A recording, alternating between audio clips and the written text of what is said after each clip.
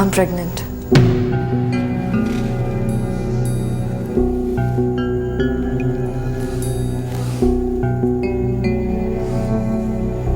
क्या? मुझे कुछ समझ नहीं आ रहा था, इसलिए मैं सीधा तुम्हारे पास चली आई। हाँ सदी, वो ऑफिस आई थी अभी, बहुत गुस्से में लग रही थी, साहब से झगड़ा भी हुआ उनका। अच्छा तो मुझे जल्दी से उसका तुम तो जानती हो ना मेरे और शिराज के बारे में। हाँ। मैं प्रेग्नेंट हो गई हूँ। वाकई? ये तो बड़ी खुशी की बात है। यहाँ मेरी जान पर बनी है और तुम कह रही हो खुशी की बात है। हाँ, खुशी की बात है। जब शादीशुदा लड़की प्रेग्नेंट होती है तो खुशी की बात होती है। फॉर योर काइंड इन्फॉर्मेशन, मेरी और शिराज की शादी नहीं हुई है और तुम अच्छी तरह से जानती हो ये बात। तभी तो कह रही हूँ, जब एक अनमैरिड लड़की प्रेग्नेंट होती है ना तो ज़्यादा खुशी की बात होती है। तुम क्या उल्टा सीधा बोले जा रही हो, मुझे कुछ समझ नहीं आ रहा। अरे मैं बहुत पते की बात बता रही हूँ, बस तुम ये खबर शिराज को सुना दो कि तुम प्रेग्नेंट हो गई हो। तुम जितने पैसे चाहोगी वो तुम्हें देगा। समझो कि आज से तुम उसकी मजबूरी बन गई। लेकिन तुम देख लेना, हमारे पापा नहीं जाएंगे। क्यों नहीं जाएंगे? ऐसा क्यों कह रही हो? मैं आपके पापा से बात करूंगी, वो ज़रूर आएंगे। लेकिन मामा पता है पापा नहीं जाएंगे। इस बार मेरा एनुअल फंक्शन में एरोबिक्स में नाम था, लेकिन मैंने कटवा दिया। कटवा दिया? पर क्यों मेरी जान, आप तो एरोबिक्स में इतनी अच्छी हो। मुझे पता था पापा तो आएंगे ही नहीं हमारे एनुअल फंक्शन में, तो मैंने सोचा कि जब पापा ही नहीं देखेंगे तो फिर फ़ायदा ही क्या। तो इसलिए मैंने टीचर से बोला कि मेरा नाम काट दें। ये तो आपने अच्छा नहीं किया।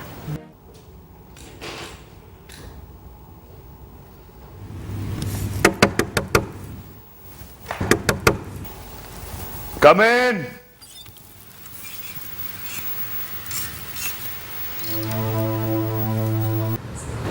रानिया कहते हैं मुझे।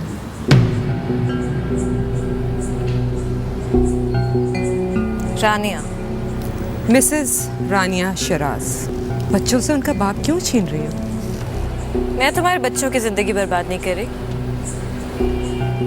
हाँ, अलबत्ता खामखा की ये जो तुम्हारी जंजीर शिराज के पैरों में पड़ी हुई है, उसकी वजह से वो पूरी तरह से मेरा नहीं हो पा रहा। फॉर योर काइंड इन्फॉर्मेशन, मैं आपका घर बर्बाद नहीं कर रही। और बुरा मत मानिएगा, लेकिन आप खुद अपने शौहर को अपने काबू में नहीं रख सकी। अगर मैं उसकी जिंदगी में ना होती तो कोई और औरत होती, लेकिन होती जरूर। लेकिन महरीन, मैं आज तुमसे ये बातें करने नहीं आई थी।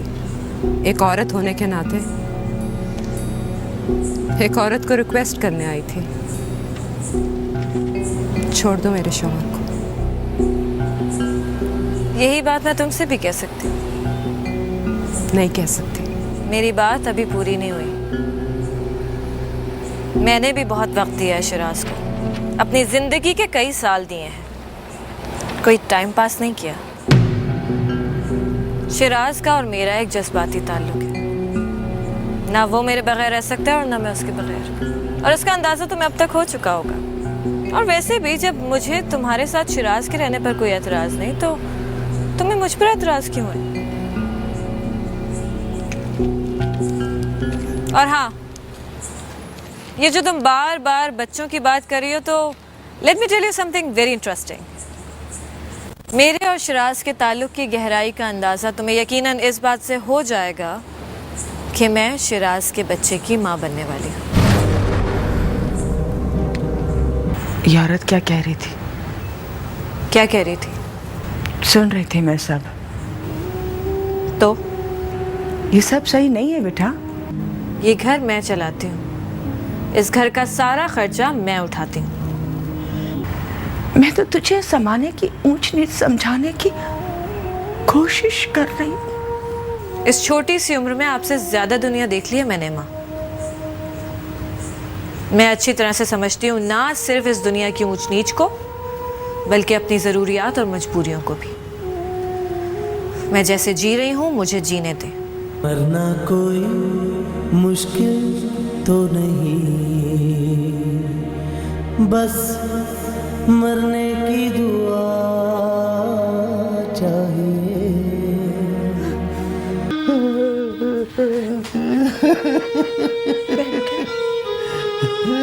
मेरू क्या बात, क्या हुआ? तबीयत तो ठीक है ना? खैरियत तो है ना? क्यों रो रहे हो अब तुम? ये जिल्लत की जिंदगी पता नहीं कब खत्म होगी। बातें कर रहे हो तुम, कुछ तो खुदा का खौफ करो। ठीक तो कह रहा हूँ मेरू की माँ, अब ये जिल्लत की जिंदगी बर्दाश्त नहीं होती।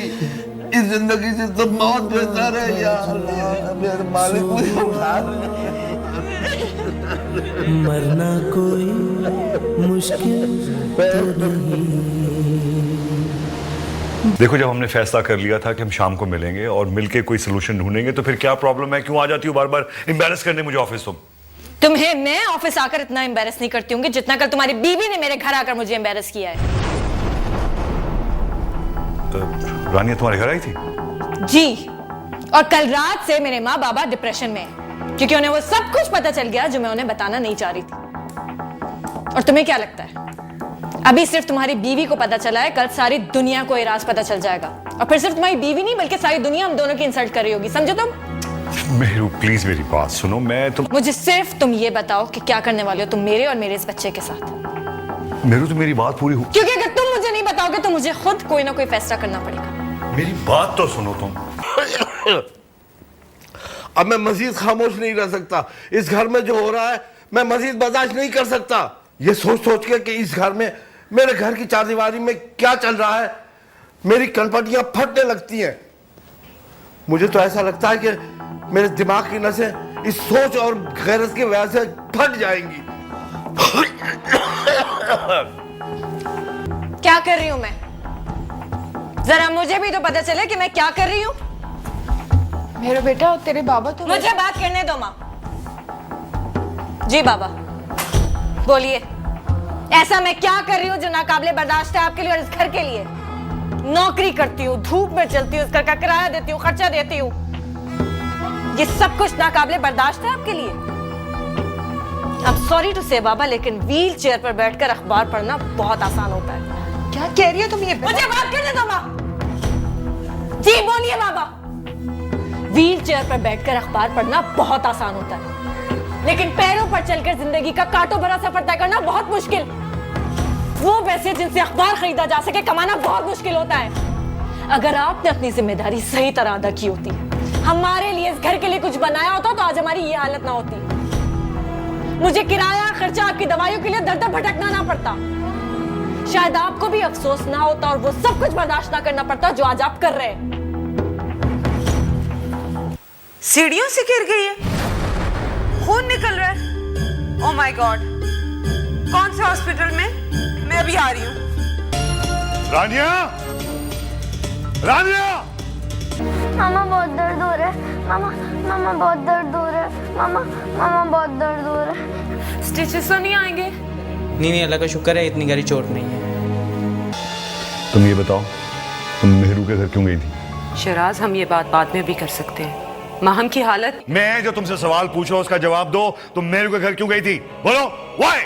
तो मैं भी तुम्हें ये कह रही हूँ कि इसके बारे में हम बात बाद में कर सकते हैं। इस वक्त माहम की हालत ठीक नहीं है। दिमाग खराब हो गया है मेरा, पागल हो गया हूं मैं। मोहब्बत मैं करता हूं उससे, शादी करूंगा उससे रानिया में। एक बात कान खोल के सुन लो तुम, मेरी नजर में तुम्हारी हैसियत मेहरू के सामने सिफर है, जीरो। समझी तुम? और आज जो तुमने अल्फाज अपनी बेटी के लिए इस्तेमाल किए, उसके बाद मुझे तुम्हारी नजरों में रहने का कुछ शौक भी नहीं है मिस्टर शिराज हसन। तुम नजरों की बात करती हो? मैं तुम्हें अपनी जिंदगी से निकालना चाहता हूं, हर जगह से निकालना चाहता हूं मैं तुम्हें, आज और अभी।